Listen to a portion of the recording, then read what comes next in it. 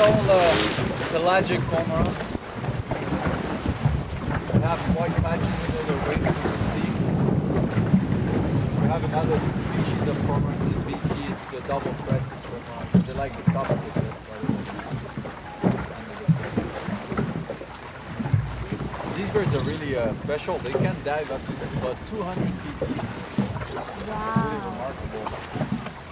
They don't have that oily texture on their feathers. They lose buoyancy. And that's why their most famous position is actually white spring, spread eagle, you know? Their wings spread open. They actually try to dry out. They're not waterproof like other birds. Gotta get that salt water off their feathers. The one sitting on its nest right there.